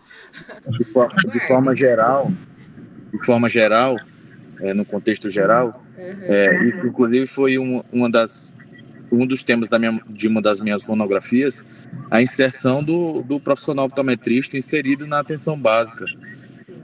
Não só para fazer avaliação visual no PSE, como exemplo, mas também como toda a população de modo geral, né? A gente sabe de muitas pessoas, por conta do déficit de profissionais da área, a gente sabe de muitas pessoas que, por conta de um probleminha, de um cisco, perde a córnea, por conta de uma avaliação visual, acaba não tendo o primeiro contato e acaba perdendo a visão por conta de um glaucoma, e entre outros problemas. Então, o profissional optometrista inserido na atenção básica, na atenção primária do Ministério da Saúde, era de extrema importância. Sim, e o que a gente tem de mais interessante é que a optometria, ela não se insere só no contexto saúde, mas ela se insere também no contexto educação. Porque se eu não consigo ter uma boa saúde visual, se eu não enxergo bem, eu não consigo desenvolver a minha parte educacional, a minha leitura, nenhum estímulo ajuda, porque eu não estou conseguindo ter binocularidade. O contexto básico da optometria está diretamente relacionado à estratégia de saúde da família. Sim, e assim, ou seja, a gente tem muito para trabalhar inclusive fora do consultório, assim como a Sandra falou, uma assessoria pedagógica. Não tem optometrista ainda dando assessoria pedagógica para as escolas, e eu tive um relato muito triste de uma professora, que ela trabalha como aquela professora auxiliar de uma criança que tem dificuldade especial, né, dificuldade de aprendizagem, e ela é acompanhante dessa criança, né, nessa aprendizagem dentro da escola, e ela falou que tem uma visão muito distorcida de quem está lá na escola para essa profissional, em primeiro lugar, e também tem essa questão de ela não saber qual recurso usar com a criança, de ela não saber qual estímulo visual utilizar da melhor forma com a criança. Então, sobre esses pontos que a gente precisa observar e cada vez mais atuar para divulgar a optometria, tá bom? Esse é o ponto principal da aula que eu quero trazer para vocês, que tem muito para a gente atuar, seja com treinamento visual, seja com essa parte nas palestras nas escolas, nas empresas, seja nesse atendimento primário, nesse primeiro acesso de um cuidado visual dos pacientes, tá bom? E é isso. Mais alguém queria complementar alguma coisa? Professora, sobre a questão, né, eu acho que tem uma pessoa que está com acho que é a Antônia. Tá fazendo eco, né? Antônia Luz, tá com... Dona Antônia, fecha o microfone. Deixa eu ver se está dando interferência. Professora, sobre a importância dessa informação nas escolas, né? Porque a visão, ela é um sentido aprendido, né? E ela tem que ter uma base desde a infância, de um desenvolvimento adequado, seguindo todas as etapas para que ela possa se tornar uma visão, digamos, com todas as habilidades perfeitas, né? Em suas funções.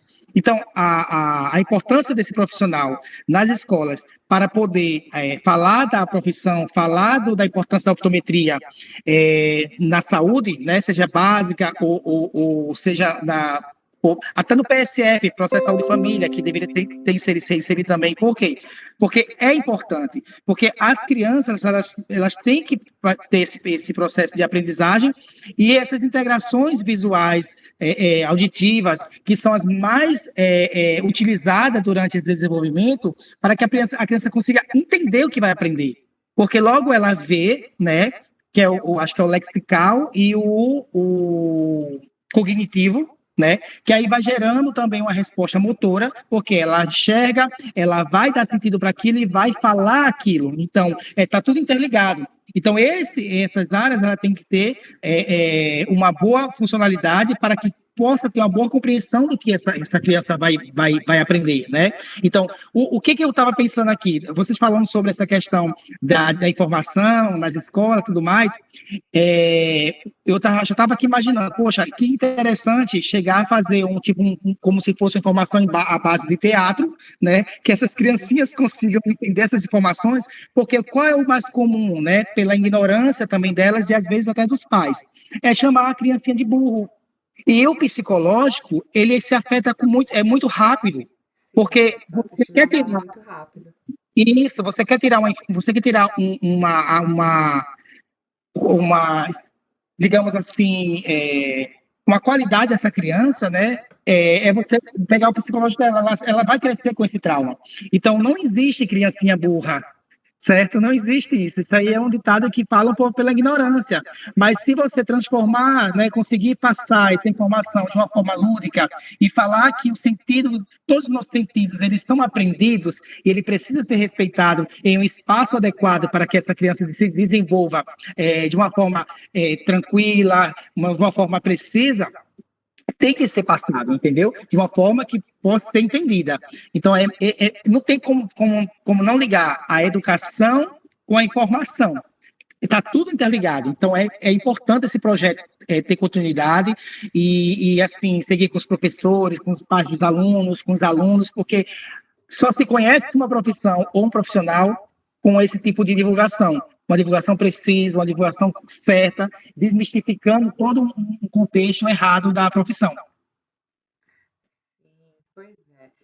Então, estão todos convidados, todos vocês que estão na aula, a montarem seu próprio material de apresentação nas escolas, ou de material para os pais, para os alunos, ou mesmo que a gente monte esse teatro, que a gente consiga fazer essa apresentação sobre a optometria para o Brasil inteiro, e levando essa informação, então, para quem precisa, principalmente porque é isso, essa criança que ela tem esse emocional abalado, essa autoestima abalada, porque ela se sente burra, independente da classe social, ela não tem um bom desempenho na escola, e aí vira um ciclo, a minha autoestima ruim, e aí eu não vou bem na escola, e aí eu não acho que eu sou capaz, e aí fica de novo eu achando que eu sou burro, e aí eu não vou bem na escola, e fica nesse ciclo sem ela conseguir sair desse lugar, e muitas vezes, às vezes, depois fica com dificuldade de conseguir um trabalho, fica com dificuldade depois na vida adulta também. Então, a gente já está desde lá de pequenininho prevendo ou prevenindo, na verdade,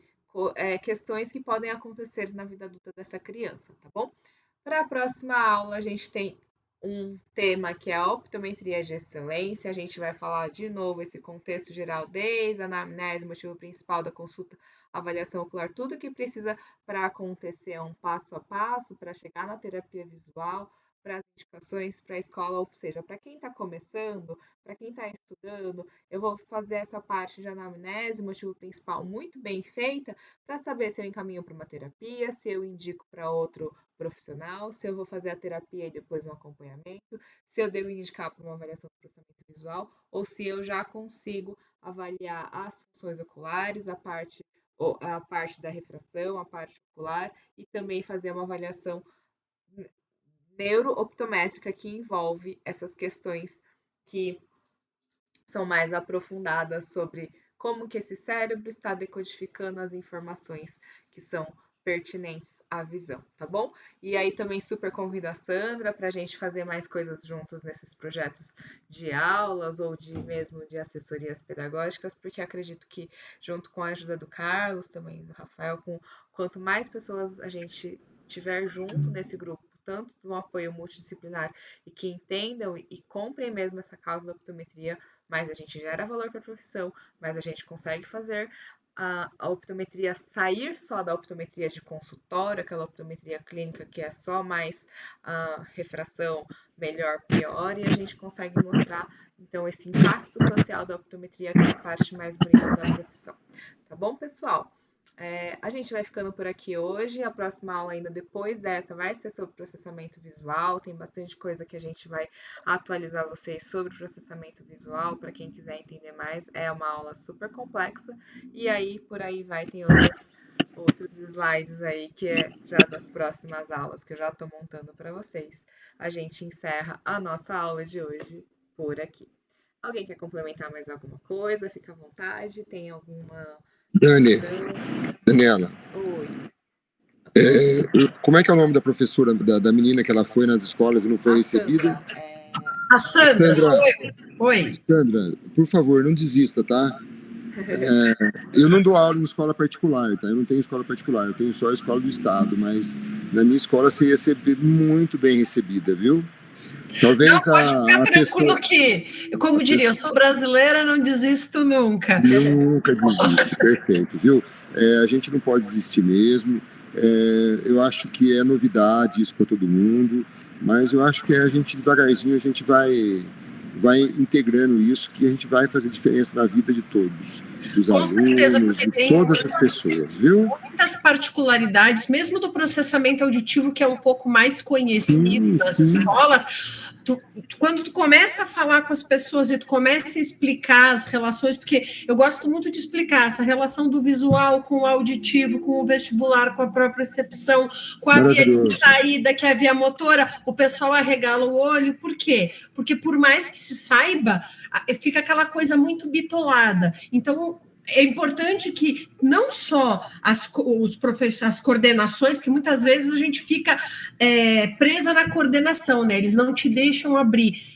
E falar para os professores, explicar para os professores, deixar eles perguntarem as dúvidas, porque eles às vezes estão vendo o problema e não sabem o que é. E mesmo do processamento auditivo, que é algo um pouco mais conhecido, já mais falado, o pessoal da educação não sabe. E aí, Sandra, de repente, é fazer um evento que não seja especificamente daquela escola, mas a gente tenta montar talvez um movimento que seja assim, vendendo pelo Simpla, né, ou pelo algum ingresso online, onde a gente, né, aluga um anfiteatro, algum espaço e traz o professor de várias escolas particulares para esse espaço, já que a própria escola não abre.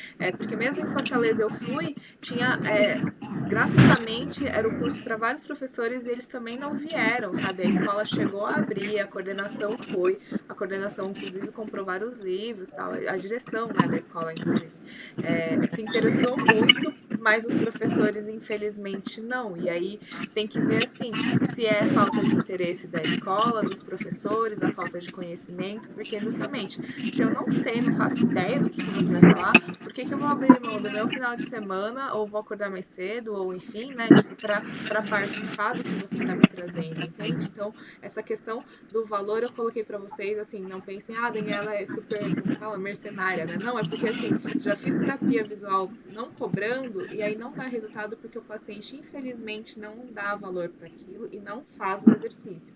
E aí você cobra, e aí ele faz e aparece resultado. Ele fala, nossa, que interessante, faz e funciona. Porque ele pagou por aquilo e está dando valor para aquilo, sabe? Existe uma coisinha, uma palavrinha, duas palavrinhas, três palavrinhas chamadas equilíbrio de troca. Se não há equilíbrio de troca, eles não se sustentam. Exato, sobre o dar e receber. E a gente, principalmente como profissional de saúde, já coloco para vocês, a gente vai ter muito essa tendência a doar, a nos doar, a dar e não esperar algo em troca, só que essa troca ela precisa acontecer, porque senão até o seu paciente ele vai embora porque ele sente que ele está em dívida com você. Isso é uma questão até no inconsciente. Então, assim, de novo, quem gostou da aula, compartilha, faz um stories aí, se vocês quiserem, agora que ficou bastante gente já foi, infelizmente, mas se vocês puderem abrir a câmera, a gente faz um print aqui, exposta pro pessoal nos stories lá do Instagram, já é uma contribuição, porque cada vez mais que a gente divulgar para mais pessoas sobre esses projetos, sobre